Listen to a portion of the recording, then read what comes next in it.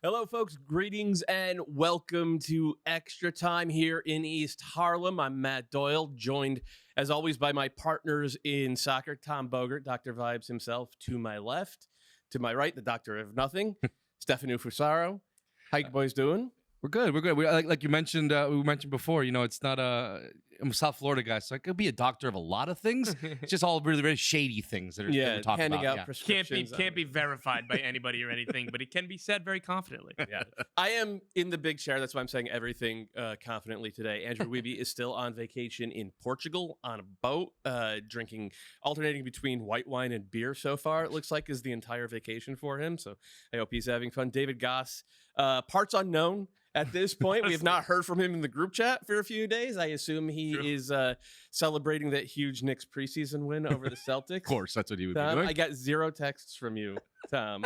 I was talking to somebody the other day who was like, "Oh yeah, I was actually just at the Knicks. Like I was in the area, so I went to the Knicks preseason opener." I was like, "You're a madman." Yeah, absolute madman. Preseason basketball is not great. We talk about sicko. We talk a lot about sickos here. Preseason basketball is pretty sicko. Into the city. This is not somebody who lives in New York City or the surrounding area. This is somebody who. Well, that actually makes more sense because that's Does like it a make more night. sense? It's a night in the city, right? You get to go to that, but that was why. That That would like I see what you're saying. Strong disagree. Like that was all this person did. All right. Well, Tom would never leave Asbury Park if it were up to him. It is NBA preseason. As we just said, it's also MLS awards season. The ballots went out yesterday. I haven't filled mine out yet. We'll hit that on the shows next week. I think we're going to do I feel strongly about I will never file a ballot before the season ends. I was giving Stefano some stick about this yesterday. Yeah, he was. Granted, I'm probably wouldn't change just about anything on what I'm thinking about voting, but I will never file my vote until the season ends. Yeah, I'm kind of the same way. You've already filed yours? I didn't hit submit, but it's already. I don't think I'm going to change. This sounds like the doctor of South Florida. He's like, no, it's not official yet. It's not official yet, guys. I can always get it back. What do you mean? I got to make one phone call, get it back. I mean, yeah, but you're going to stand on that point, but you're not going to change a damn thing anyway on your list. I might, but I have the option. There you go. So I'm already calling an audible on this rundown. Really Shocker. quick, which awards are already decided for you? MVP is Lucho. MVP is Goalkeeper is Berkey. and manager as well. Manager is Carnell. Carnell, yeah. Young player has got to be Almada. It does Almada, yes. Yeah. I have those. Those are all done, and I feel like they're all pretty. Defender of the year is still up in the air. I don't have that picked yet. I do not. All right. I don't know where I'm going to go yet. So MLS defenders out there, if you want to impress Stefano and maybe get an extra vote, and hit up his DMs. Maybe a good performance this weekend or next weekend. We will see. Or any type of gifts. We all accept gifts here to the studio, and I'm not alone in that one. There's the Miami, Florida, immediately asking for a bribe. There you go. Speaking of Miami, Florida, there's a new documentary out on Apple TV Plus. It's called Messi Meets America. As I said, it's on Apple TV Plus. The first 3 episodes dropped this week. You can go stream them now. Additional episodes of the 6-part series will be viewable later in the season. Not that there's that much season left. In fact, for Miami, there's only 2 games left in the season because they were eliminated from the playoffs last week. But I'm looking forward to checking that out. I haven't watched it yet. I am led to believe that Chris Whittingham is actually the star of this documentary. Yeah, you'd think it'd be about Messi, right? But 5 minutes in, our good friend from MLS Season Pass and our commentator friend, Chris Whittingham, is all over the show. He's being interviewed about all these games, and it's funny because we have this running bit with him. He's a good friend of mine for years now, where he just can't survive. He can't be comfortable without having a microphone in his face at some point in the day. He needs to have at least one microphone in his face at one point in the day. And he's got that with Messi. But the funniest part about that is that when the documentary comes out, he's watching it and he puts in the chat, "Hey guys, I'm in the Messi doc." We're like, "You were interviewed for it. Shouldn't you have known that?" He's like, "I had no idea it was for this project." So they talked to him about Messi for like a solid 40 minutes. No idea it was for the documentary, but he is front and center 5 minutes. He thought it was just a conversation among friends. He didn't even notice the cameras were there. He was just because He's so used to it, like everywhere he goes. Because, like I said, he doesn't feel normal unless he has a mic in front of his mouth. His hair was perfect, TV ready, and he probably just thought it was a normal day. What's going on here? It's Chris Whittingham. Shout out, Whitty. It's a mailbag show today.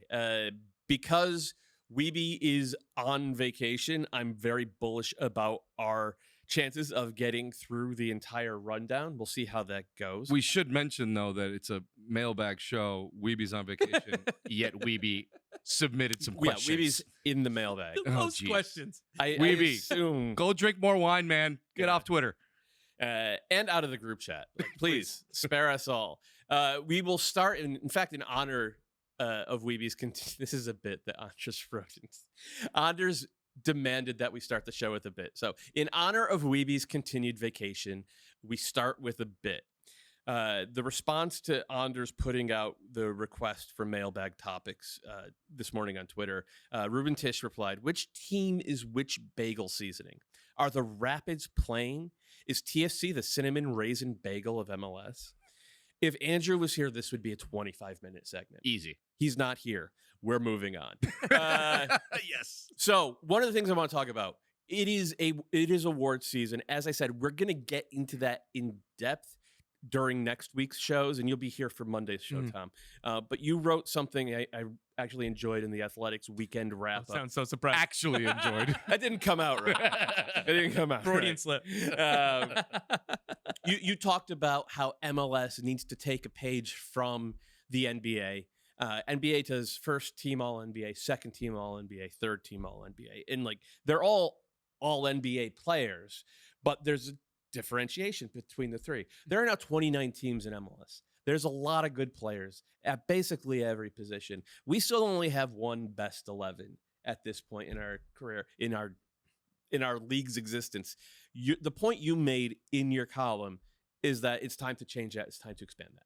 Absolutely. Look, like it is very difficult every year doing these ballots and trying to figure it out. I think some of the more frustrating parts is that it's really hard to leave off the third best number 10, right? Or the third best center forward, because the way this league is structured, you spend your money in the attack. You don't spend as much at left back, right back. And so sometimes the midfield is all number 10s and the forwards are all center forwards. And maybe there's a center back and then two wing backs occupying the left back and right back. Look, I'm going to interrupt. There's actually an issue with the voting this year where like Christian Espinoza, who's a winger, is only listed on the ballot as a midfielder. So if you want to pick a best 11 in a 4-3-3, you can't have Christian Espinoza in that front three, even though 100% of his minutes have been played in a front three. Continue. Yeah, and I think that more recognition from more players is always a good thing. Again, particularly with there's 29, soon to be 30 teams in this league.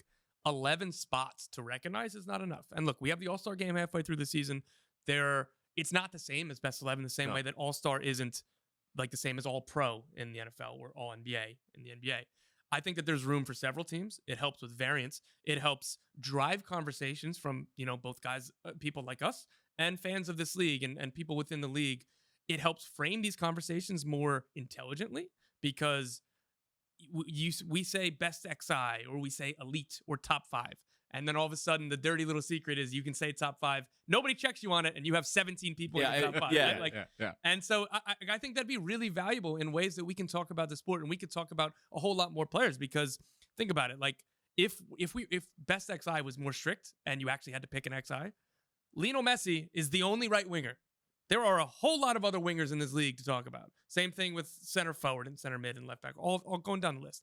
I think that it's very important to grow these conversations and make them more intelligent. And again, give recognition to a lot of more quality players because there's so much quality in this league. For whatever jokes we want to make, the quality is awesome. And again, a part that isn't interesting to people on the outside, I don't think, but this would be very useful for players and agents and GMs negotiating contracts.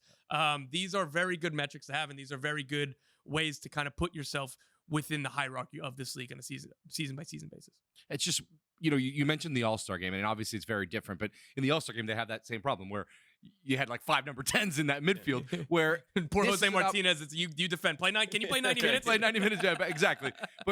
Where in this aspect, this is a way where you don't have to have that, where you can vote a true 11 and you could say, okay, he doesn't make my top 11. He can make the second team 11. And like you said, it's just a good way to promote players, to talk about more players, and also for fans to kind of understand where, we might not be talking about somebody who's on the first team, but he still had a very good season. And I think we should recognize guys that had good seasons, but maybe because of all of the issues that we have in the voting process, still being able to recognize them as, hey, this got a really good season, and they were one of the top 4 or 10 midfielders, 5 or 10 midfielders this season in MLS. So I think it's a good way to do it. It's very important to me to going back historically, and that's another thing the NBA does really, really well is putting things in historical context.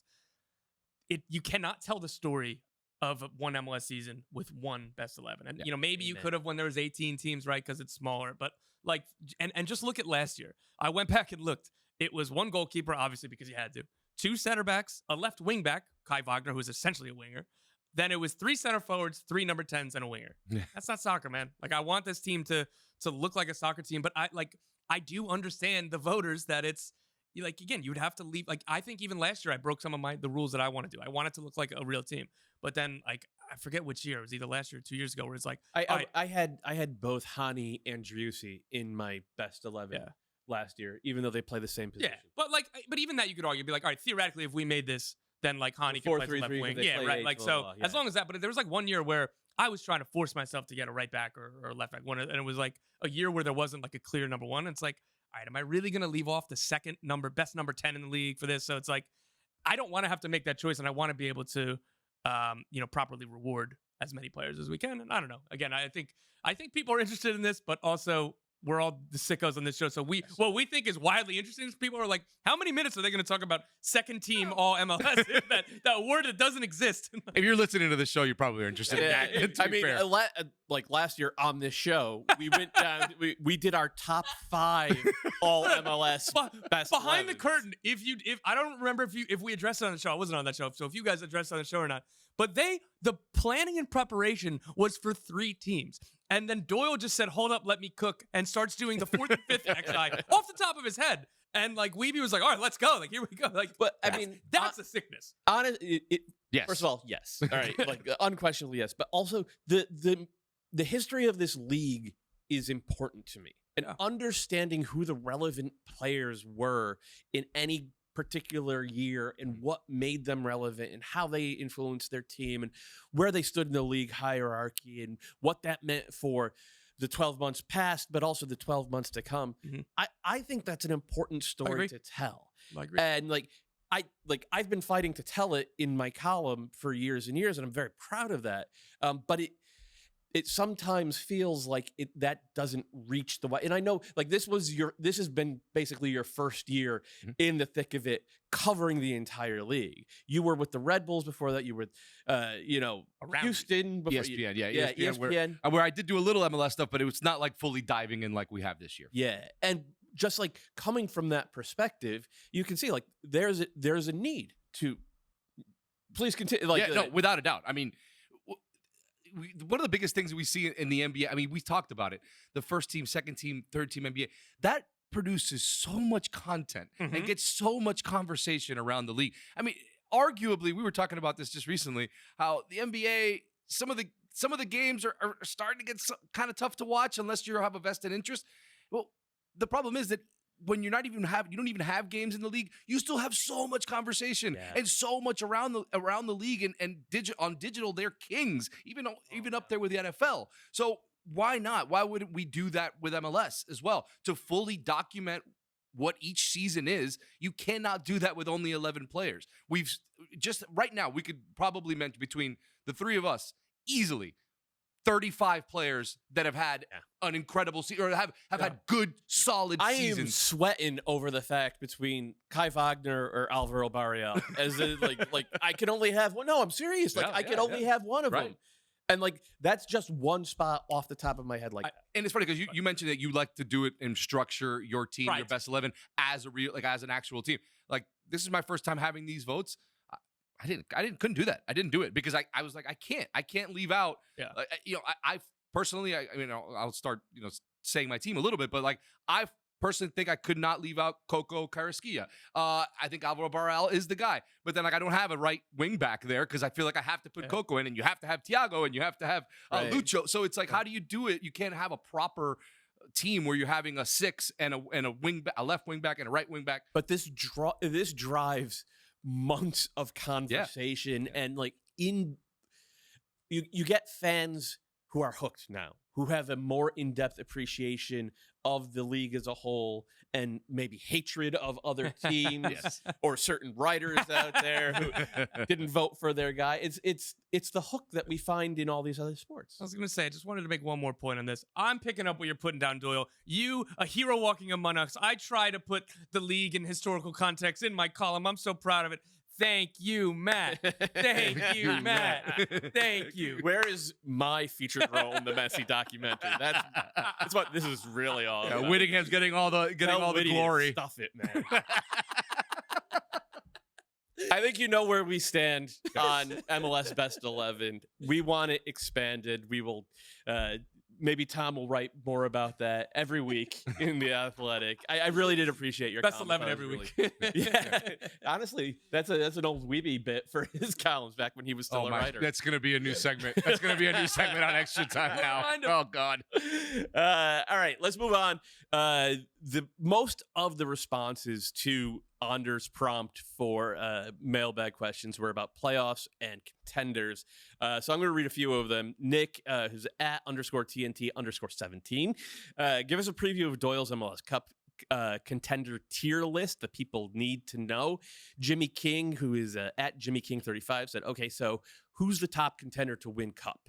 Seems like it's anyone's to win and everyone's to lose right now. And at SOB_Evan says, now that we've seen the 2 to 7 East round robin, who comes out of it in the playoffs? I'm leaning Philly or Columbus due to playoff experience, but maybe it's just bias. I will start by saying that the more I've looked at the numbers and gone back and looked at tape and thought about it, the more certain I am that I have a 2-team tier at the top of my list, and it's Cincinnati and LAFC. So you have LAFC in the same tier, on the same level? I do. Okay. And, I actually listened back to our discussion about this on Monday's show. And a lot of this year has been about pointing to LAFC's flaws. It's actually become kind of easy to at times because they don't play through midfield as much. They need Bouanga to cook. The defense, Aaron Long, Giorgio Chiellini, not the guys they used to be. They've had some injuries elsewhere. On their day, I think they can still hit a level that I don't think any other team in MLS can hit. The underlying numbers still love them. They did still get to the CCL final. They did still run Monterrey really, really close in League's Cup.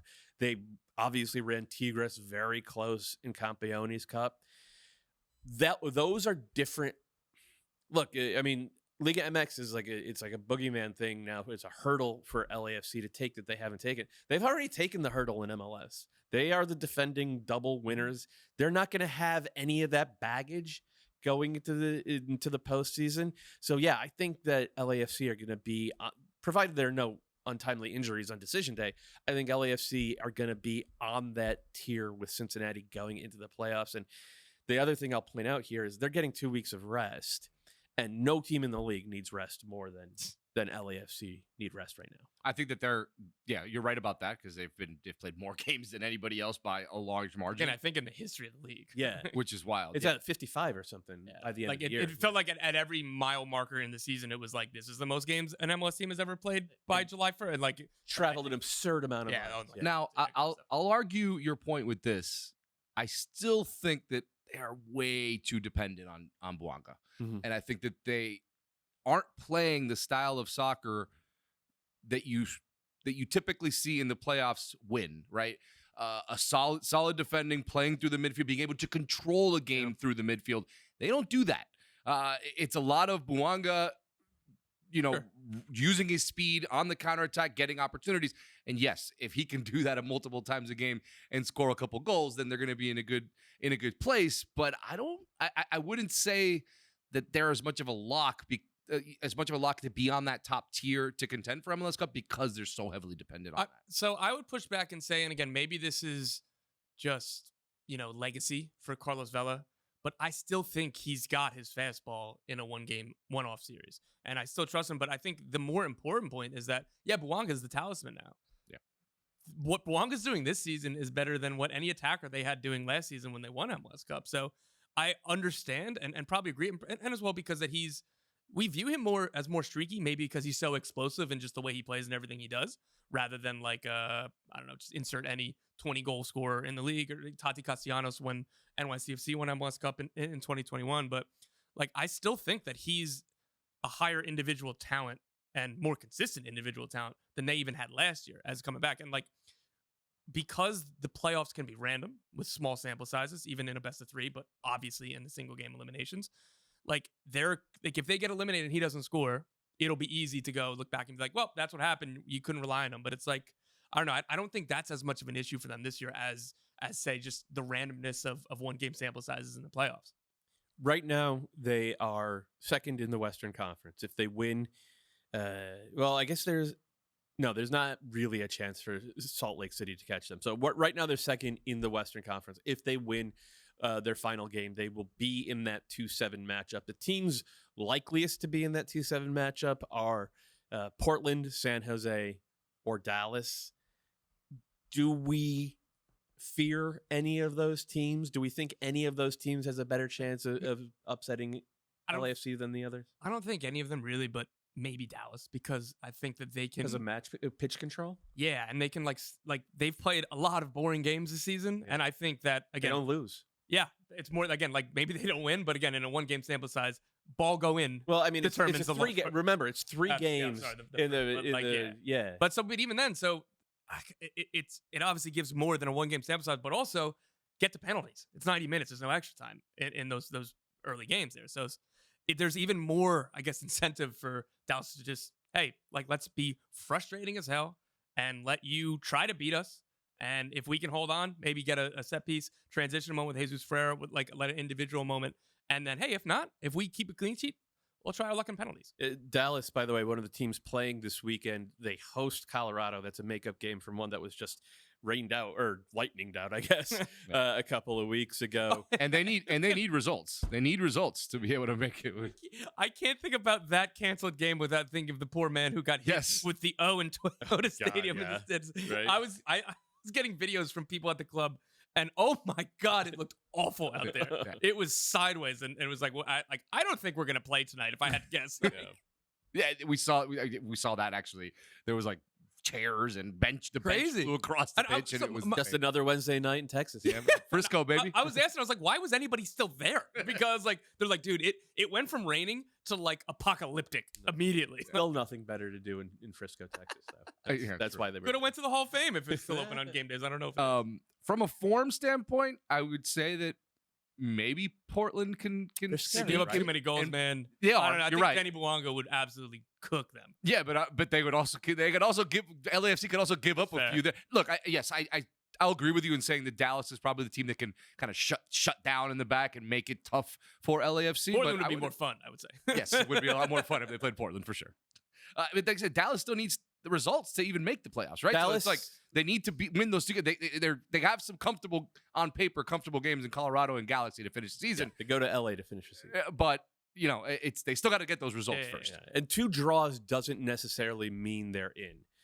There are other permutations, but basically because they win so few games, like they're not gonna have. If they finish on 44 points, and Sporting KC finish on 44 points, and San Jose win their final game, which is home versus Austin, and Austin looks like a dead man walking type of team.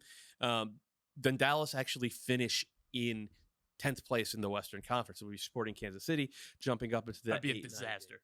That'd be a disaster of a season. Yeah. Like again, even being this close, like this team should have been challenging for top 4, if not expected to be top 4 this year. So the fact that they're even here is not great. But like if things shake out poorly, disaster of a season. By the way, same for Portland actually, because Portland have 11 wins.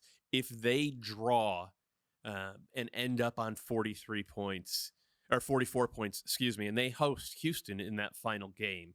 If they draw, end up on 44 points, Kansas City win, put them on 44 points. Actually, Portland would be out because KC would have 12 wins to Portland's 11. So I think Portland's going to have to go to that final. Friends listening, did you love Doyle doing the math out loud in his head as we went through? That was probably a riveting part of the podcast. Everybody snapping like, come back. We're back. We're back. Exactly. None of these teams are officially over the playoff line and eliminated from the playoffs at the same time. Only DC United get that distinction. Some other responses to by the way, we didn't even touch on San Jose in that discussion. Do we really have to? Yeah. No, look. But didn't we last show? They're just. I mean, did we? Kalen did message to the fans. That's right. That's right. They're just, I mean, the only other team on the Western Conference that has more draws than Dallas is San Jose with one extra draw. That. Yeah, just so inconsistent. We know what they have. If Espinosa can cook and get and have some service in the box for Ibobisi, they're a team that can score. But I don't know what to make of them. I really don't. Yeah, I'm kind of with you. Yeah. It feels actually a lot like this Dallas team where they've prioritized pitch control over dynamism, and I think that's hurt the watchability of the product. And it's also, led to a lot of draws. But hey, given where they were last year, just being back in the playoffs, if they get it done at home on decision day against Austin, they are in the playoffs. Like, that is a massive step forward. And even being alive right now is a step forward, because like last year it was borderline 2/3 of the season. They were pretty much done off. Yeah, and I believe because they were better under Alex Cavello. Yeah, but they were. I think they were 0-7 or 0-6-1. Happy for Lucci for sure to get this team and at least have them here in this spot from where they were last year. Speaking of teams that have already had massively successful seasons, let's talk Houston Dynamo.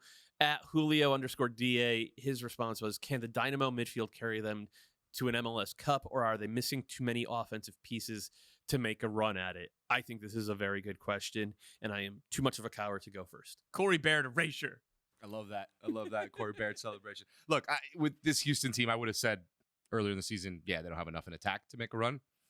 With these guys that they have, they scored 5 goals like 3 or 4 times already in the second half of the season since Leagues Cup. I just think their midfield is so good, and it's really giving that freedom to their forwards to go out there and score, because you have Coco and Hector Herrera and Artur behind them, really being able to control games, and it's showing not only in midfield, but it's showing out in their attack as well. Corey Baird looks like a 25-goal scorer. Like, I mean, it's been pretty insane to see. Just looking at this since Leagues Cup, they did a 5-0 over Portland. That was obviously Gia Severes' last game.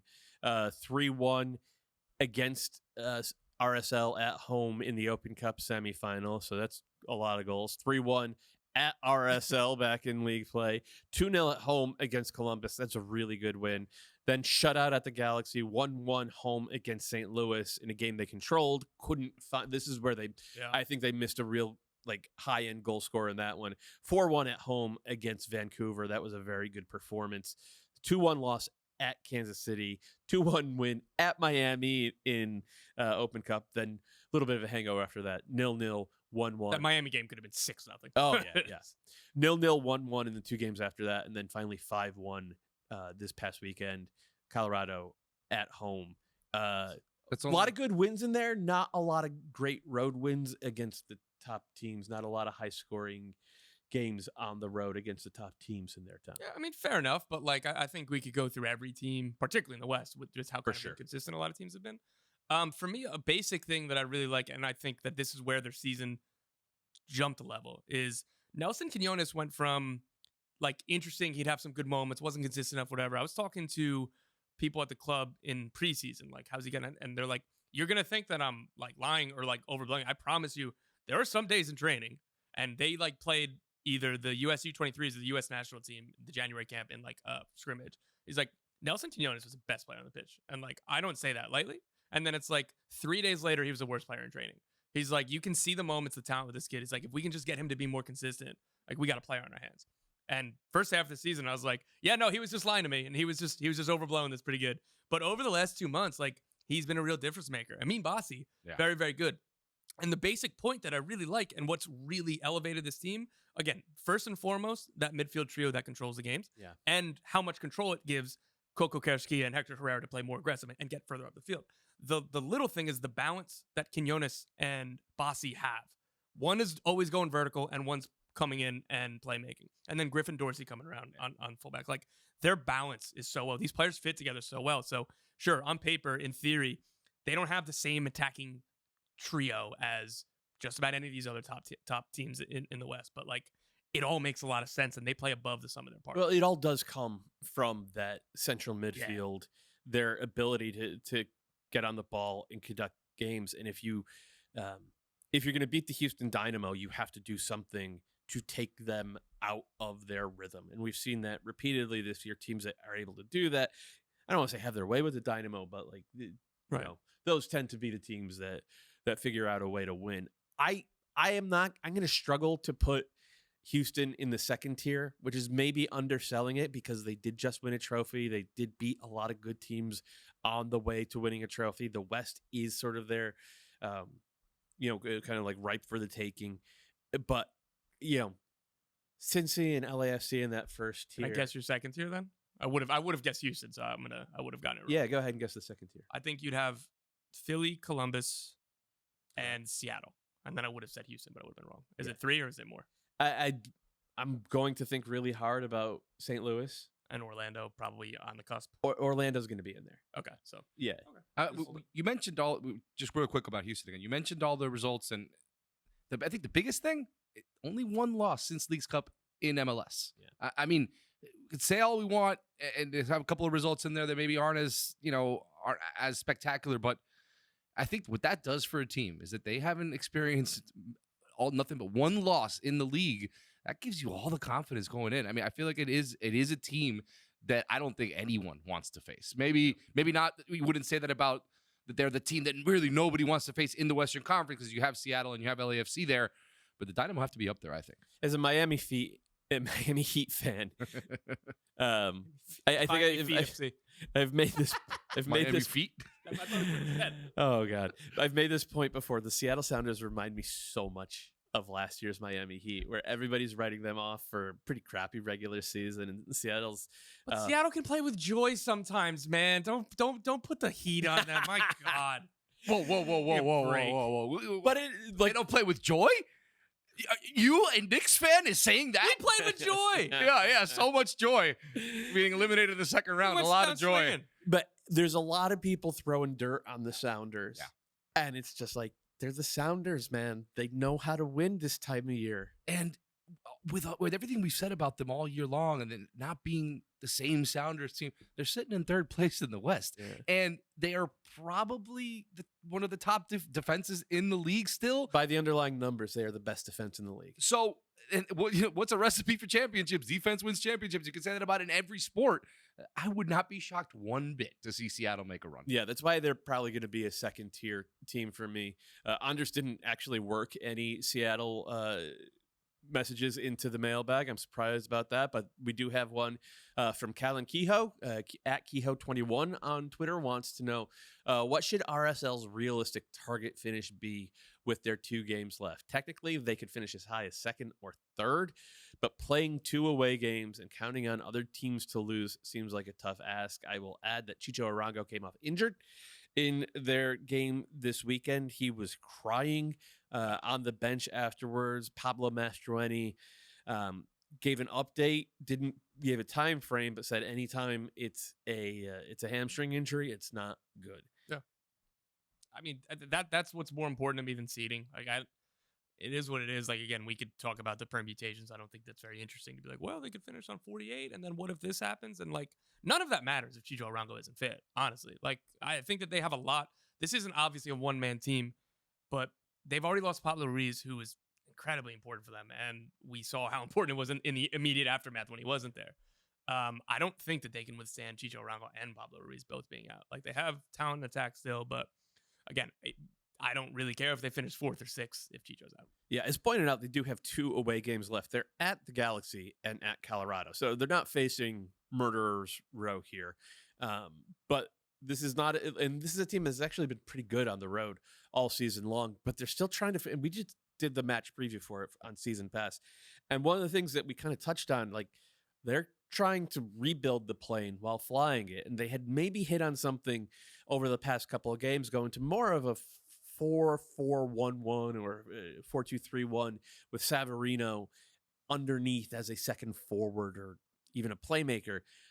And that allowed them to have a level of solidity and comfort on the ball in midfield that they had lacked since Pablo Ruiz was injured in Leagues Cup against LAFC. But I'm not going to say it's completely back to the drawing board with Chicho out, but it's not good, man.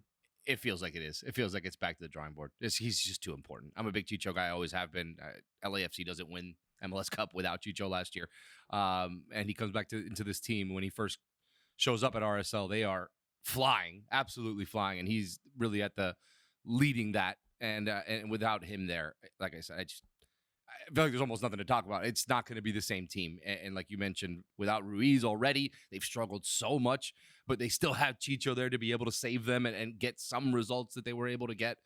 It doesn't help in this last game where Justin Glad gets sent off 3 minutes in, and now he won't be still almost part of this won next anyway, game. or almost got a almost result got it back. anyway. Yeah, almost came back in that game. But I think without Chicho, RSL is in trouble, and hopefully for everyone's sake, I hope he's able to come back for the playoffs and we are able to see him in action for this RSL team. But if they don't have him, I can't put them really high. You know what this means for the playoffs, though. This means that everybody in the world, all right, RSL is going to lose their next 2 games to Colorado and the Galaxy. They'll drop down to the 8-9 game. Everybody in the world will pick them to lose that. They'll win that one 2-0 somehow, and then they'll go into St. Louis in that first game, and they'll get outshot 26-1, and Damir Kreilach will score a 25-yard karate kick goal on the only shot, the only final third entry of the game that RSL have, and they will win that first game. This is MLS heritage. Oh yes, again. This is Real Salt Lake heritage. Spin Zone. What is stronger, having a $6 million awesome DP forward, or to genuinely say nobody believes in us? Who could say? Right. Who says no, right? I will give you a Pablo Mastroeni quote from 2017. Stats will lose to the human spirit every day. He will be replaying that. I'd want to record every word he says and use it as a motivational book if this scenario happens. Because again, if there's one team in this league to believe that without Arango, without Ruiz, losing, that hypothetically they lose to 2 teams that have already been eliminated from the playoffs, going into the playoffs. If one team would be unfazed by that, it's a Pablo Mastroeni Real Salt Lake team. Yeah. It's an inexplicable league at times, and RSL have consistently been the most inexplicable team in this league over the past 5 years. How many times did we sit? It was last year and 2 years. I feel like anytime we talked about Real Salt Lake, it's I keep on getting wrong about them. I don't know how they're doing it, but they're doing it. And until if they start losing, I'm going to assume they're going to win, and I don't really know how. Yep. That is our line on RSL when there's nothing else left to say. And last year in particular, last year in particular. Honestly, this year too. We'll see how they have a lot more quality, I think, this year. They do, but it's still tough to figure all of it out or any of it out. Really, stats will lose to the human spirit every day, Doyle. Pablo gave us the key 6 years ago. It's off season already for a number of MLS teams. We talked a lot about that on Monday, particularly with DC United as the focus, because Wayne Rooney, who has already officially been named Birmingham City manager. Yeah. So he knew he was going. Yeah. Wayne Rooney leaving DC United. We got a mailbag question from Chris Lyle. I am Chris Lyle, Lyle on Twitter. Can we talk about what actually needs to change behind the scenes for DC to ever be relevant again? I'm tired of the Casper master level disaster class. Oof. But unfortunately, I don't think simply removing that issue will magically fix things. Still 100% worth a shot, though. Before Tom has some reporting on this, so before we dive into that, let me just give some context.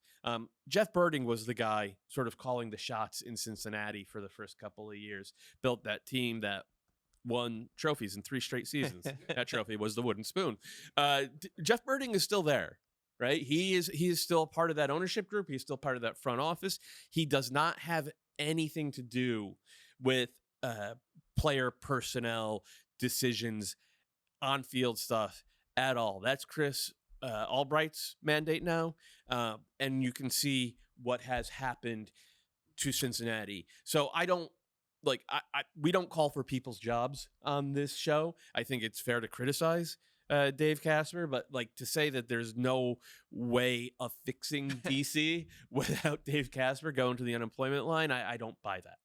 Yeah. So I think the Cincy example is a great one. Is that I shredded DC on Monday because of how many short-term fixes and the lack of plan and all these head coach searches and different play styles, and that revolved into, I think they signed 23 players under Wayne Rooney in the last year without a GM and letting Wayne Rooney do these. And again, because he was de facto head of the, I guess Dave Casper was, but Wayne Rooney had the keys for that. And they knew this was going to be a short-term hire, and they let Wayne Rooney sign 23 players and 3 DPs. I don't understand. And this is why they continued. They haven't made the playoffs in 4 years, and they haven't advanced in the playoffs since 2015. Again, I stand by all of that. What I will say is, since Monday's show, myself and Pablo Mara did some reporting. DC United are closing in on a GM hire. That is very positive. What's more positive are the two finalists that we know of. I don't know if it's only those two, but I think these are the two favorites. Columbus Crew assistant GM Issa Tall and Nashville SC assistant GM Ali Mackay. They requested to interview Orlando City's Ricardo Moreira and were once again denied, which they tried to do earlier this year as well. That means they're looking in the right places. This is the first step that needs to happen. This is the most important step of DC United's offseason. But what I know about Issa Tall and Ali Mackay, I've heard a lot of great things. And just look at what Nashville has done. Mackay's been there since day one with Mike Jacobs for the MLS, for their MLS expansion. They've been one of the most successful MLS expansion teams in modern history because most consistent. Yeah, other than the Sounders. Yeah. They made the playoffs every year. They've been, they signed an MVP. They've signed a 3-time Defender of the Year. They've been incredible. And Ali Mackay, they've been really good, particularly at making moves from within the league. If you look at that Nashville roster, they have done a great job of identifying veterans who still have something left and young players, Jacob Schaffelberg, for example, who could flourish. Sure. And again, they signed the MVP from abroad too. So again, I know that they've had more success domestically, but that's not just a side note. And then with Issa Tall, he was with Tim Bezbatchenko in Toronto, and then he left to join FIFA headquarters. He came to Columbus under Bezbatchenko again, and I've spoken to a few people because I don't know a ton about him, and it's particularly when he left MLS for a little while. A couple people went out of the way after I reported it to be like, dude, Issa's brilliant. He's really smart. That's a really good potential hire if they end up hiring him. And again, I give the benefit of the doubt to the Tim Bezbatchenko tree. Just look at how what's happened to Toronto since he's left, what's happened to Columbus since he got there. They won MLS Cup in 2020. I think that was the first full year Issa Tall was there. He was part of that team. Again, whether he helped build a ton of it or not, just because of the timing, I think is a little bit besides the point. It is very smart where DC are looking right now. And this is the most important hire. And I think either way that they go here, I would give them the absolute benefit of the doubt as long as the previous regime gets out of the way and lets one of these two guys cook. Because if they don't, if I was them or if I was their agents, I would say, get assurances that you have final say and you only. Because if not, why would you leave Columbus where you're working with Tim Bezbatchenko and a really great team? Why would you leave Nashville where you're working with Mike Jacobs and a really great team? So if you don't have final say, what's the point? You need that chief soccer officer title. Yeah, and just one more point here before, I know I've been talking for way too long. One more point is the timeline. What we're told is we're expecting a decision to be made within the next 10 days. Again, whether a contract is signed and announced, I'm not 100% sure, but everything we've been told is this is going to happen immediately. And again, the timeline and the candidates, this is the best possible outcome so far for DC United. Whoever does come in, if that's the path that they take, how easy can they rebuild this roster to get it to where they want? Obviously, it's a roster that has, that is flawed for sure. Yeah, it's going to take a little creativity. So they have an open DP spot, which again is most important. And I don't want that to just be a hangnail part of this because that is such a high leverage spot. They signed 23 players over the last year. They signed several key free agents this winter. Those are all multi-year deals. And look, it's not impossible to get out of them. And again, that's not even to suggest that nobody has any value or nobody is wanted at any other club. But it's not as easy as 7 contract options, decline them all, and let's go. So what they need to do really is at least one new fullback. I would say 2. Definitely one new anchor of a center back. And then I think with that DP spot, you get a chance creator. Because I know that the numbers, I didn't know how bleak it was for Gabriel Pirani and his chance creation. But I think he's a very useful player. It's just don't play him as a number 10. Yeah, I'm not sure I'm going to say he's a very useful player. It's a U22 initiative if they pick up the purchase. There's some potential there. I'm not sure he's worth that U22 slot. Tom thinks he is. Either way, I would be looking for a DP number 10. And I don't think Pirani's. No, yeah, I don't think he's a guy that you can use to be able to attack. But to that point though, DP number 10, it is the simplest solution, right? Is you find this generation's iteration of Lucho Acosta, and you have Benteke and Cude Pietro up front, and you have a bunch of functional central midfielders, Kleek, Durkin, Knaus behind them. And you could play a 3-5-2, or maybe you could play a diamond if you want to be a little bit more narrow and vertical. But it's not far away. No, I don't think. Another team that's not far away, another team that's not necessarily eliminated from the playoffs, the Chicago Fire. Chris Lyle sent us another question. By what metrics do the Fire justify possibly bringing back their current front office? From a neutral's point of view, that seems like the worst possible decision given how things have gone. I will say from my point of view, 4 years is a good long time. They have been wildly successful at a couple of things, mostly selling players on for big fees in Europe. They have done a really good job of opening that academy pipeline. I think in terms of homegrown minutes this year for players on their first contract, so I'm not talking like Jordan Morris, Justin Glad, but guys who are like truly young, I think the Fire actually lead the league. And in Chris Brady, who I had number one on my 2222 list, and Brian Gutierrez, who now has the profile of a national team guy. They did a fantastic job with that. They have not done a fantastic job of building a winning soccer team, and they have gotten most of their DP signings something close to catastrophically wrong. Yeah. And again, a lot of the same themes that I find myself paying attention to or bringing up is the way that talent fits with each other. It's not particularly in MLS more so than anywhere else, because like, again, just look at Chelsea. You can sign 700 players if you want to in England, and you can keep signing number 10s until you get one right. Eventually you will. In MLS, you can't miss. Everything has to be every decision's informed by another decision. Jairo Torres and Xherdan Shaqiri do not make sense as two of your 3 DPs together. Brian Gutierrez, your most promising field young player, doesn't make a ton of sense. Like, he could play. Like, I think that him and Shaqiri has been playing well. And again, I know I'm a Shaqiri homer a little bit. He's not been good enough for the fee, what they're paying, what they're expecting for. And then you just kind of go down the line that was part of the issue. That like, it's not just failing on individual signings or not hitting individual signings. It has been plenty of that as well.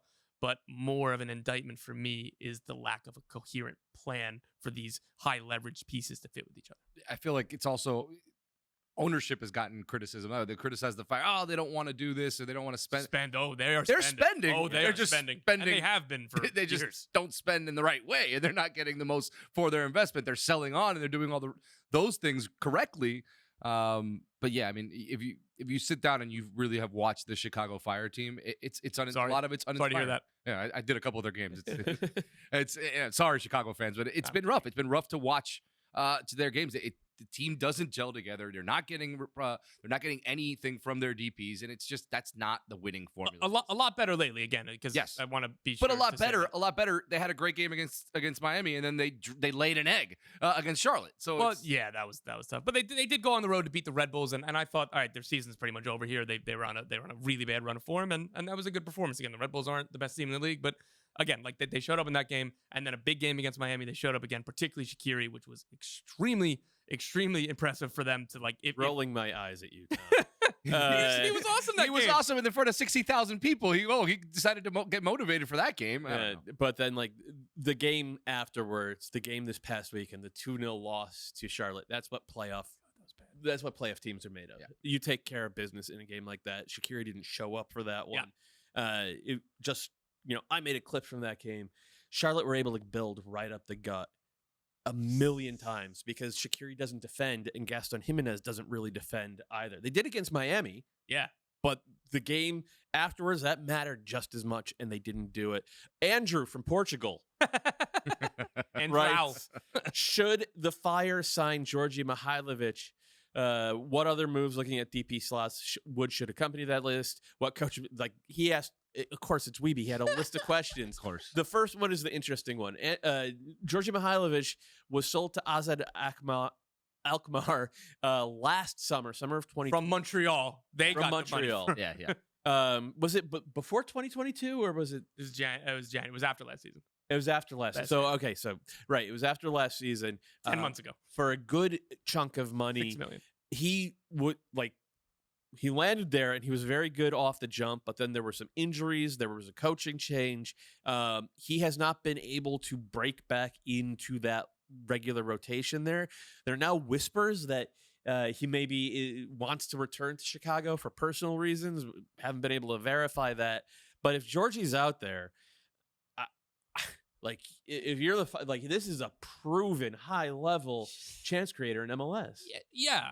But would this be the most Chicago Fire move of all time? They had him on a homegrown contract, traded him, and then now signing him back as a DP for what? There's no way Oz is going to let him go for less than $6 million. So you just spend a whole lot of money on a player that you already had in your team as a homegrown. And oh, by the way, he doesn't fit very well with, again, if you can move out Shaqiri, Howard Torres if you want, but even Gutierrez, like this, they have a lot of investments in this area of the field, and it would just be the icing on the cake to go back and get a player that was in your academy that you sold for, $1 million in allocation money a year and a half before he was sold for $6 million in real money. And then you spend $8 to $10 million in real money to get him back, which is be a microcosm of the last half decade. The counterpoint to that is like you get a 25-year-old number 10 proven in MLS in his prime, and oh yeah, he's a local kid with local roots and local hero status with the fire hardcores. Yeah, it'd be an upgrade, and it'd be a story to get behind. But when you kind of lay it out the way you just did, Tom, it's like, yeah, is that really the move you want to make in that? I get what, no, you know what I mean? get what you're saying. And like, okay, you look at you sold him for 20 cents on the dollar, and now you're paying a premium for him, but you're still getting a guy who you can build around. And like, isn't that the ultimate goal for the Chicago Fires? Like, actually get a piece who plays two-way soccer and cares enough to play two-way soccer and will be there for a while. And don't let one bad decision lead to another bad decision. Right. You're right. Like you said, if this is the answer. That's for Tom after his 7th Miller Lite. Tuesday night, man. Andrew from Portugal also asks, who's the number 1 overall super draft pick in December? It's very, very early. I haven't done a canvas of any of the GMs or scouts or anything, but the name that jumps out to me is Jacob Murrell. He's a 6'3" center forward for Georgetown. Last I checked, he had 8 goals in 9 games, and obviously the Big East is the best conference in the entire world, so that matters a lot. He was very good as a freshman last year. As a senior in high school, he was Parade All-America, National Player of the Year.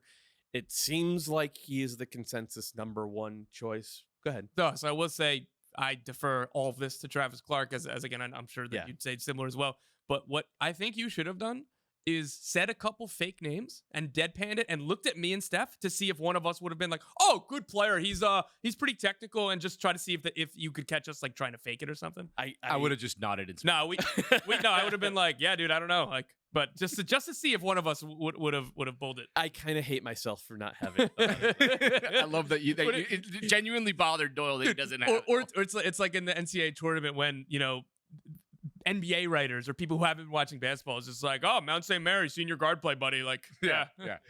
I want to know, though, because it was Andrew from Portugal who asked this question, of course. I want to know if he has a full list and he wanted to try to catch us off guard with that. I think that this is very shocking. I think this was a bomb dropped in here by Andrew Wiebe. If Wiebe comes in with a list of like his top 10 super draft prospects, I will be shocked.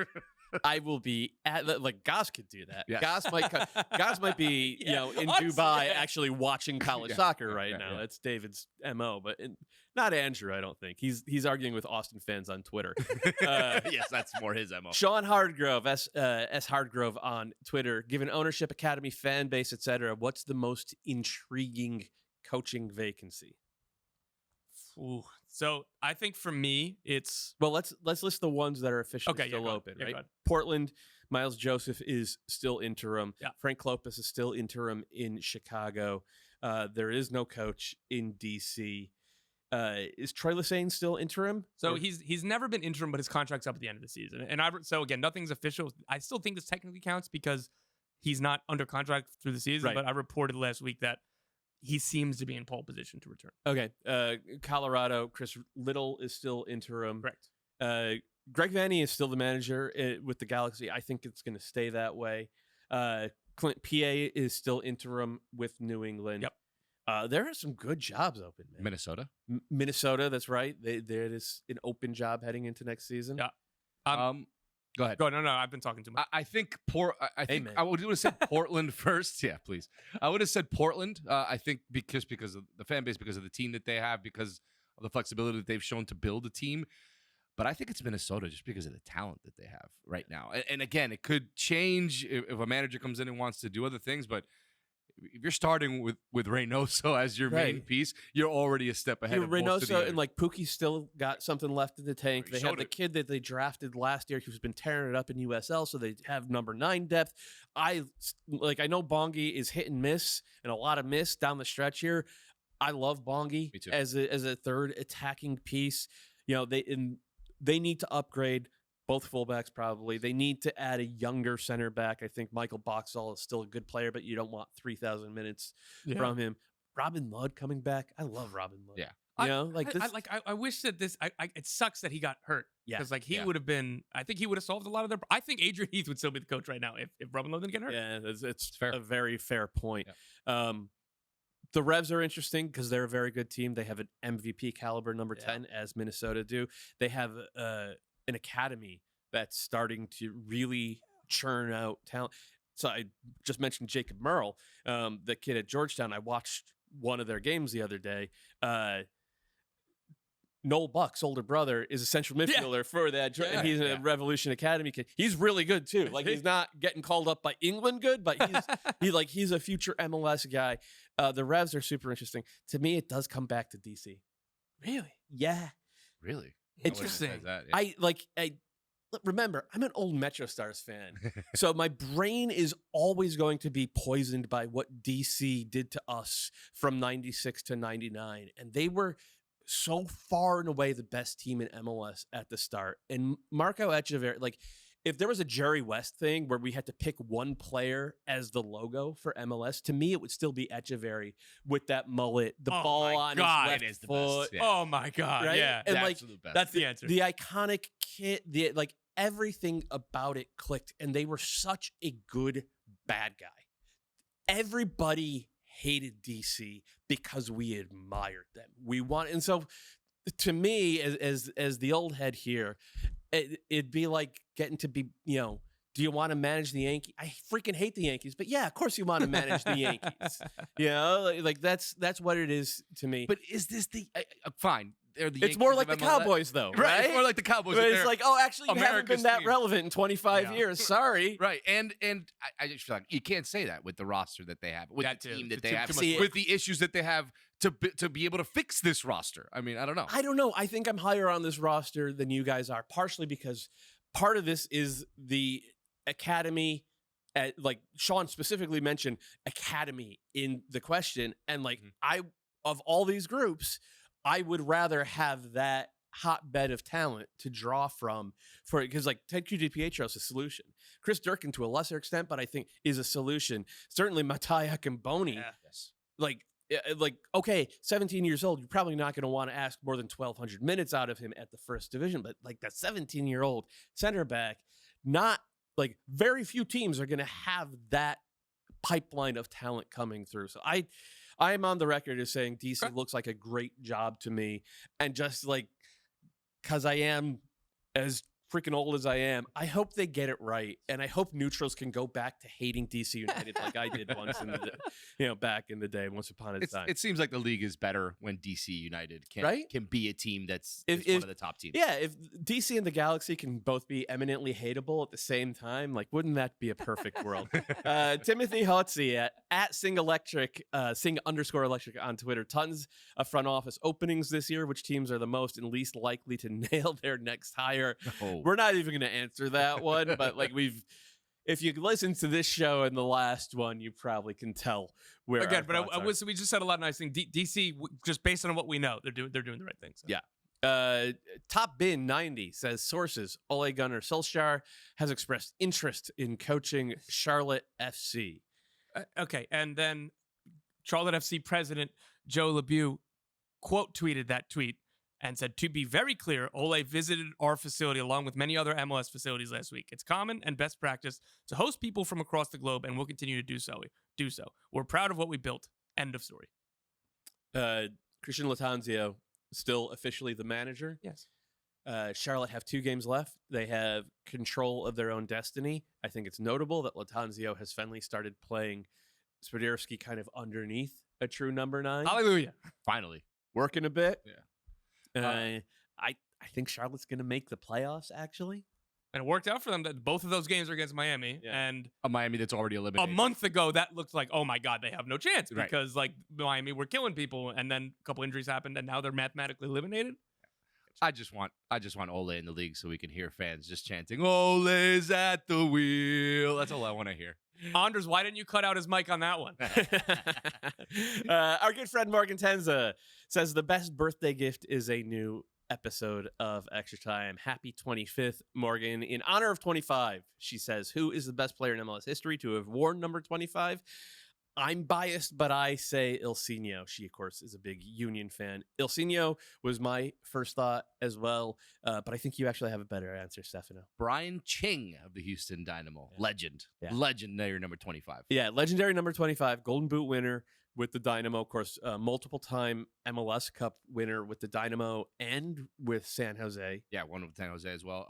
Didn't he win an Shield Open Cup as well? Shield in 2005. I don't know about an Open Cup. I don't think that team ever did much in the No, I don't Open think so. Cup. I think I'm right. Great player. Still around the club a lot, too. He's still really... Threw out the first pitch at an Astros game with Ache Ache last week. That's pretty Love fun. that All game. right. Okay, look at that. You've had that nugget in your head. When can I use it? Bang! Now I Boom, can use it. I mean, it just came to me right there. This whole conversation again, like we talk about number 10s, number 9s, number like the iconic numbers. Now we're talking like number 25. Obviously, like this reminds me of like depths of the pandemic and like early pandemic. So it's quarantine, and we're trying to do content on MLSsoccer.com back when I worked there and not the Athletic, and we commissioned a piece that was the best player by number 1 through 99. And there was like, nobody has ever worn number 73 in this league or like whatever the number was. And I remember like we were talking about it when it was in the editorial process. And I didn't write this, thankfully. Greg Seltzer did. He did wonderful with it. But like, we're all like, man, we're running out of ideas here. We need the sports to come back. There's only so many old games we can watch. That's too funny. Brian Ching, also a part owner of the best soccer pub in Houston, Texas. All right. Oh, it's By good the way. to know. Yeah, very good. So, Give him a little pub. What's their name? Pitch 25. Pitch 25. Watched a lot. Well, That's go. why he knew the 25. name. That's why he knew the number. All right. Also, his jersey's just hanging. In the corner. The 2023, 22 under 22 list came out today. Could catch that on MLSsoccer.com. Of course, the three of us did a live reaction show. You can watch that on YouTube. You can also go there to see the whole list. MLS Season Pass. Yeah. MLS Season Pass. Thank you. Alan Velasco, the Argentinian attacker for FC Dallas, was number 1. I think it's interesting that he has evolved from an inverted winger in a 4-3-3 to more of a number 10 in a 4-2-3-1 down the stretch here. I think it's a better spot for him. Mm-hmm. Ben Kramaski from Miami was number 2. Aiden Morris, number 3. I offered a mea culpa on that because I had Aiden Morris too low in mind. What do we want to? Because like the list is out. Go see the list. I'm not going to read the whole thing. What do we want to focus on here, guys? What do we have anything in particular? Let me hit the quick. Too long didn't read transfer stuff for Velasco. I was told that Villarreal and Porto are two clubs that are very interesting. You got to explain the pronunciation of Porto because I always thought it was Porto. Same. Maybe it's just like the Barcelona thing, but I had a good friend of mine that I played college soccer with was in the Benfica Academy. He's a Portuguese American kid, and that's how he pronounced it. So I just follow him. Okay, I'm going to follow his lead from now on. But I don't know if I have 100% confidence in it. Let's see. He is a wonderful person, a good businessman. He is not an SAT score kind of guy. So maybe don't. I'm not going to put my reputation on the line for that one. Anyway, Villarreal and Porto are two teams interested in Alan Velasco. There was interest from Ajax, but they've got a lot of bigger problems right now than trying to sign, maybe a starter, maybe a rotation guy, interesting young player. I've also heard Chelsea connected with him, but again, they have other problems and about 700 other players in those positions. Yeah, exactly. For me, I'd assume that this has got to be at least 10 million in a transfer. And again, I think that's like the floor because Dallas acquired him for 7 million plus I think a little bit of a sell on. If I'm Dallas, I start at 15 million. And honestly, like depending, like some of those teams like Porto and like Ajax, like that, they weren't realistically going to bid 30 for Thiago Almada. 15 for Alan Velasco or somewhere in there with add-ons and sell-ons. Though these clubs can all afford that. And again, if a team like Chelsea or if another really financial superpower comes in, then maybe that bid goes up. But again, Alan Velasco, we haven't heard a ton about his transfer future. So I thought this was useful to kind of dig it up. I had him 3rd on my top 5. Velasco? Yeah. So you went Brady? I went Brady, Noel Buck, Velasco, Dylan Barrero 4. I had him in my top 5 as and well. then Thomas Aviles, who did not make the list. I mean, yeah, we all Like, he had should have been on the list. I don't mean to let, but like it's funny that it's like, oh, We all have him up your there. number 1 was number 18 on the list. Yeah. Your number 5 was not on the list. Yeah. I had Buck number 1, Velasco number 2, Brady number 3, Barrera 4, and also Aviles number 5. We all had Barrera on our top 5. I thought when we didn't talk about this before the show yesterday because we were just doing the official list. And I was like, Dylan Barrera would absolutely be top 5. And I thought that, like, all right, proud of that. Maybe it's What not. was your top 5? Barrera was 5th. Okay. Barrera 5, Jack McGlynn 4, Caleb Wiley 3, Noel Buck 2, and Alan Velasco 1. Alan Velasco 1 because I think, again, he plays the more premier position out of all of these guys. The ceiling is higher. Caleb Wiley, again, we talk plenty about Noel Buck, so I'll save that. Caleb Wiley, I think, is a pretty sure thing as a top prospect at his position. Again, I was just talking about Velasco plays a more premier position, but again, Caleb Wiley at left back, like Juan David Mosquera, who's have lower on the list. It's another guy I think that's a pretty proven top tier prospect. Again, whether they make it fully to their potential or not, I think that those two are unassailable. The most effective player that I saw in MLS this year on this list was Dylan Barrera before his injury. Yeah, I think he actually would have walked away with number 1 on this list if he had stayed healthy for the entire season, because what he was doing so well, he was brought in as a winger, right? He was brought in as Tejan Buchanan replacement. He reminds me of Tejan in the same hair, all that. Yeah, He was wearing 27. He was wearing Tejan's number last year. Yeah. But they played a 4-4-2 diamond at the start of the season with with Barrero as a second forward, and he was able to do the second forward things you want, which includes dropping in and getting on the ball a little bit, and secondary, tertiary playmaker, stretching the line, of course, because he's got great speed, but he was also drifting out wide and doing winger things, even though they were playing without wingers. And he's got the physical gifts, very obviously. He's got technical gifts with the ball, but tactically, he's causing real problems for every single team he's coming up against with his he played his way into the Colombian national team last year.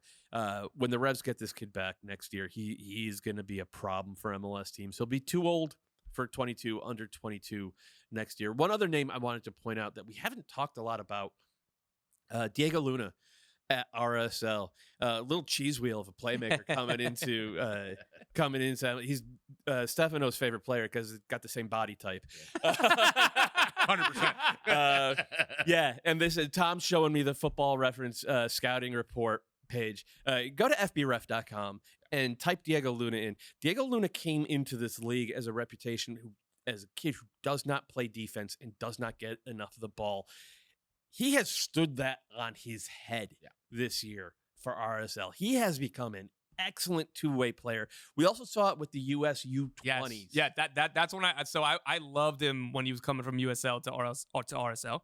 And then he didn't make an impact right away, and I was probably too critical of him. Same. Then I was like, I don't know, and too critical of Pablo Mastroeni because Pablo Mastroeni has gotten this out. Yes, very good fit. At the U20 World Cup, and he was like a little positionless. It's like, what's his bet? Like, where does he False go? 9, inverted winger, And then the U20 World Cup, he was awesome, and I was like, okay, like that, like this. Awesome as a two-way player, spearheading the press. Yep. I question whether he's going to have, it's the same as with McGlynn, whether he's going to have the top end athletic ability to get to the biggest clubs in the world. But in terms of being a committed two-way player, a responsible tactical player defensively who empties the tank for his team, I mean, well done, Diego Luna. Well done, RSL, developing him. He's become so much fun to watch. Not just for how good he is on the ball, but for how all the other stuff he does as well. And I was glad to see him this high. He is not with the U.S. national team this weekend. Diego Luna was not released. There are 3 different U.S. national teams to talk about. The Andrew Wiebe Memorial U.S. national team topic of conversation. 3 squads. As a matter of fact, by the time you listen to this, the U.S. U23 national team will have already played versus Mexico in a game that is not being streamed or broadcast anywhere, apparently. They'll also be playing against Japan next week. The full U.S. national team has 2 games, the first of which is Saturday at 3 p.m. Eastern in East Hartford. The second of which is against Ghana 3 days later. And then there's a Pan Am Games roster. I didn't even realize we were sending a team to the Pan Am games.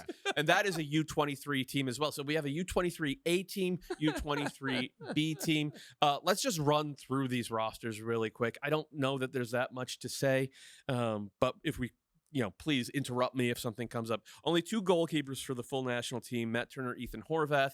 The fullbacks are Serginho Dest, Dewan Jones. Dewan Jones is one of 2 MLS players on the full national team. Joe Scally and Christopher Lund. The center backs are Tim Ream, Chris Richards, Miles Robinson. He's the other MLSer on the full national team, and Cameron Carter Vickers. No Walker Zimmerman, who, of course, has a game with Nashville this weekend. The central midfielders are Weston McKennie, Yunus Musa, Luca De La Torre, Johnny Cardoso, and Leonard Maloney. That's a new name, unless you're an absolute sicko. Maloney is a German-American who came up as a center back in Dortmund's system, plays now as a defensive midfielder for Heidenheim, which is basically the smallest team in the Bundesliga. He has been very good at winning the ball and running a lot this year. He is not much of a passer of the ball. He reminds me a little bit of Tom in that way. It's the other way around. We kick people in pass. Gio Reyna's in this camp. I guess that's where I'm going to stop you. Yeah. That's like, right. and that if he plays as a 10, if he plays as a winger, I hope that we see him as a 10. Yes. But that's I think the most interesting part of this camp. Okay, so let's talk about it. Gio Reyna and Greg Berhalter, we all know the falling out there. Reyna has not played much for Dortmund over the past few months. Part of that is injury. Part of that is just he is not preferred to the other options. The last time we saw him with the national team was during the Nations League back in May, I want to say. Yeah, the end of May. And that was under BJ Callahan. He was playing as a 10 in a 4-2-3-1. He looked very, very good. And he looked very, very good. It is interesting to me that he is listed as a midfielder on this roster. That is maybe a tip-off that he is going to play that position. I would point out very delicately, because this really upsets some people in the Twitter sphere, whether it's a 4-2-3-1 or a 4-3-3 with Reyna on the right side or the left side, he ends up in the same spot in possession. Yeah. Anyway. Yeah. Well, it's that or somewhere in the midfield or as a winger. Like that's I agree with your point, but I think he's much more effective in the center of the pitch, and that also solves the issue of not like, does it have to be Reyna or Weah? Now you can get both of those players in the field, and that makes it even a little bit easier, because then that would create a logjam in central midfield. But Tyler Adams is injured, so I think the best 11 from this camp, it's Yunus Musa and Weston McKennie underneath Gio Reyna, and then a front 3 of Weah, Balogun, and Pulisic. Yeah, Balogun and Pepe are the only 2 center forwards. Go ahead. Yeah, with Reyna, look, I just think it's important, and we know the discourse behind this and how what happened? Yeah, Did something happen? Yeah, some little thing happened after the World Cup. No, but look, we're not a team like an Argentina or a Brazil or a Germany or any of these other teams that have loads and loads of depth that can put 3 11s on the pitch. Gio Reyna, regardless of what you want to think of what happened in Qatar, and a lot of people calling him a baby and crying and this and that because he's quitting on the pitch, he is still one of the most talented players, American players in the world. And whether he's playing with Dortmund and when he's injured, I think injuries are the biggest thing with him, even bigger than anything else. It's so important to get him in camp, to get him playing that position, because I truly believe that with him on the pitch, this is a better team, and you can build around a player like him when you have other pieces with experience, like a Pulisic, like a Yunus Musa, like a Weah on the wing. And if you get him in the right spot, he is very likely to produce for this team, and you need to get him in, resolve everything that happened, push that all aside, and let him cook and let him be the guy, because we saw it in Nations League at a very small level, but we need to get him confident and good, because it's only going to be positive for this USMNT. You know who I think agrees with that is Greg Berhalter, because even in the midst of everything that was happening in Qatar 12 months ago, Berhalter still found a way to get him on the field. Kid refusing to train, carrying an injury, parents doing what they're doing. Berhalter still got him on the field. Everyone recognizes Gio Reyna's talent. It's good that he's back. Hopefully everything gets put behind them all, and hopefully, and that includes the injuries. And because that has been the big thing over the past year. And I do think with Dortmund, as of late, he's been fit and back in the squad. I wouldn't necessarily think it's been because he's not preferred. I think he's just not in shape. He's not really fit. He hasn't been able to train up until about a couple of weeks ago, and he's finally in the squad. So I'm not saying that he's going to get a ton of minutes for Dortmund. They have a very good squad. But I do think that if he has a good showing here, we'll start seeing a little bit more in Dortmund. And look, even last year when he played for Dortmund, down the stretch, he was produced. awesome. Yeah, he was scoring. He was assisting. He came in a couple games and got late winners for them as well. So. And I will say this is good timing for an international break for him, and that he's fit for, unlike he wasn't available for September, because I think it's much more likely that he gets more minutes here than what he would if he had 2 Dortmund league games, and I think that's very good for him. And let's remember that the games in the next break in November, they actually count. Those are Nations League games. Let me finish out the roster. It's Pulisic, Weah, Brendan Aronson, Kevin Paredes, and Alex Zendejas on the wings. Zendejas was a late addition because Malik Tillman had to pull out with an injury. He was very good for PSV his last time out. Scoring goals, man. Yeah. Starting for them as well. Yeah. Then, as I mentioned, Balogun and Pepe up top. It's interesting to me that Paredes is here because I would have thought he would be with the U23s. But here's the thing.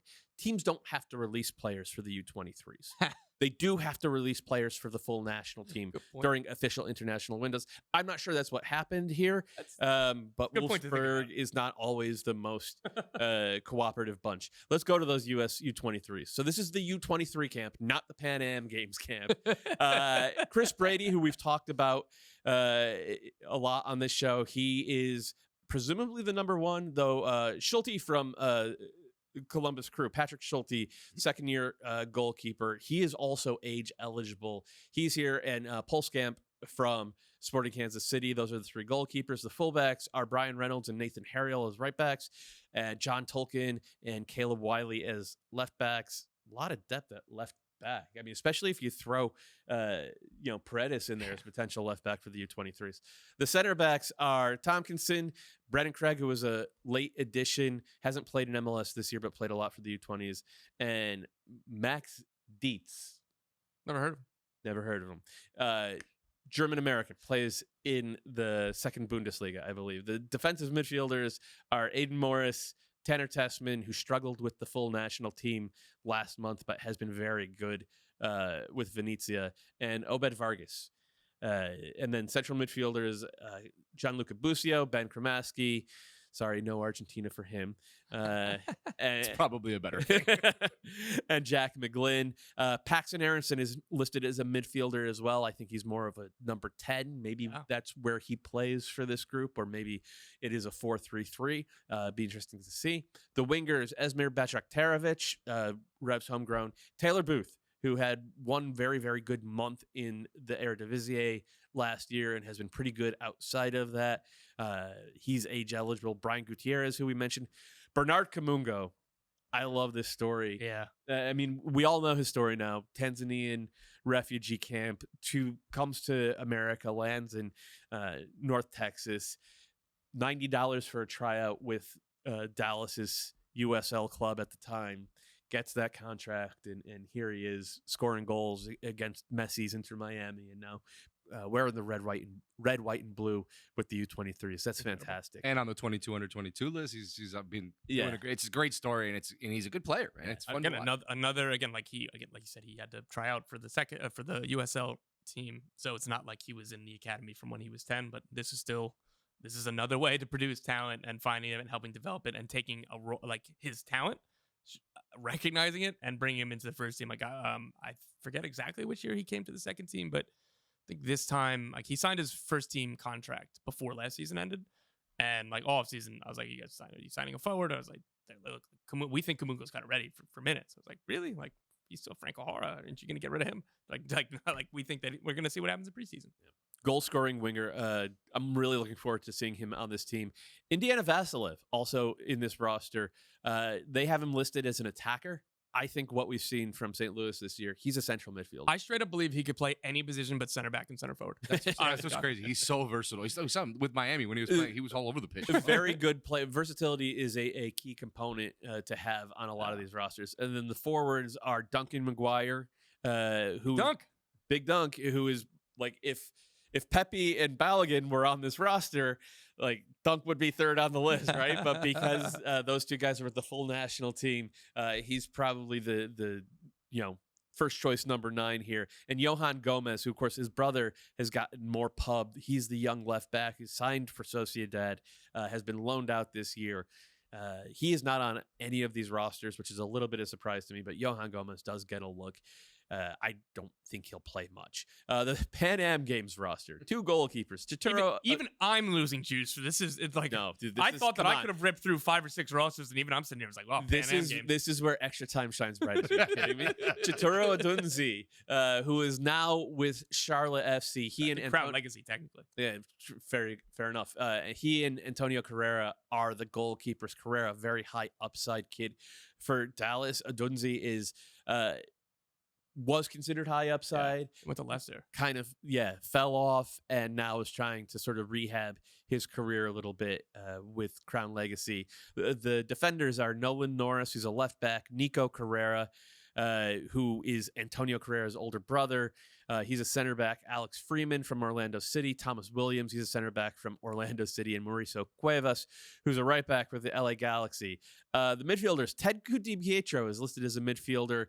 I thought he was the one snub from the U23 roster. I thought he should have been with the first choice U23s. Other than Duncan McGuire, he's probably the most productive of any of them in MLS this year.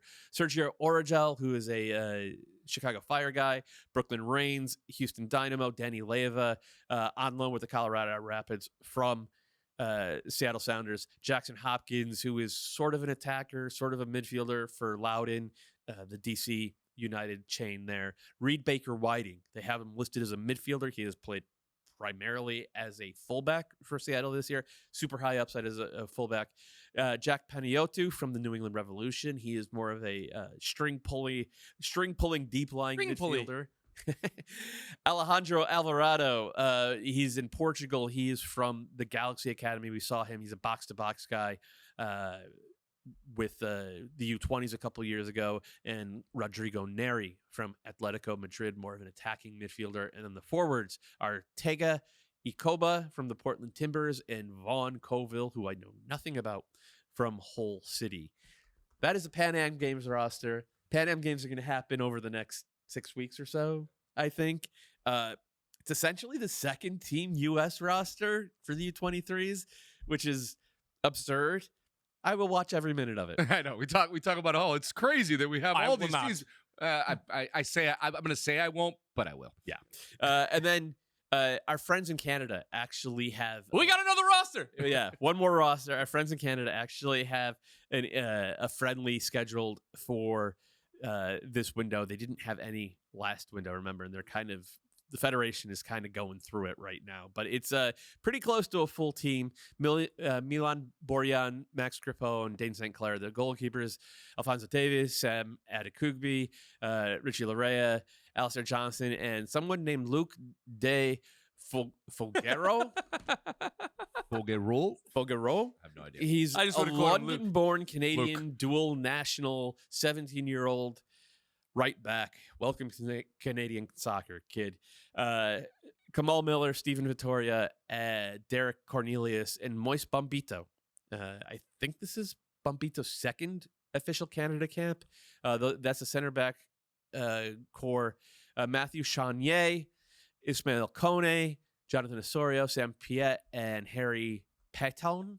I don't know Harry Payton. No? Nothing. Please note that Steven Eustachio is out injured. That's the central midfield core. And then Kyle Aaron, Johnny David, Junior Hoylett, Liam Miller, and Charles Auguste Brim are the forwards. To me, this looks like a 4-4-2. I'm not sure how much it matters because they do not have a full national team coach at this point. As I mentioned, Canada soccer right now, a little bit of a mess with John Herdman stepping out and taking control of Toronto FC. Do they have a Pan Am team that we need if to they talk about? did, I didn't find it. I think we're good on that. We might have to push it to Monday's show. So if you're tuning in for the Canada Pan Am Games, we'll lead the show with that on Monday. We're 90 minutes into this episode, folks. We know that the people who are still with Maria us is gonna care about the Canadian Pan Am games. One of those people is producer Maria, who is begging for me to end just this squeaked. show. I don't know if I've heard that a was human make that that was what we call a death rattle.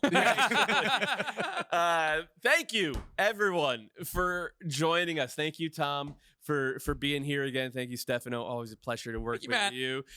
Shout out to our other partners in soccer who remain overseas or parts unknown in Kalen Carr's case. Thank you, producer Maria and Anders. And of course, thanks to all of you for being here. We will be back on Monday. We'll wrap up a mini weekend of matches in MLS, probably talk some U.S. national team as well. And get ready because we're going to have our first best 11, second best 11, third best 11. Weeby's been texting me from Portugal about that all show long. Can't wait. We'll see you then.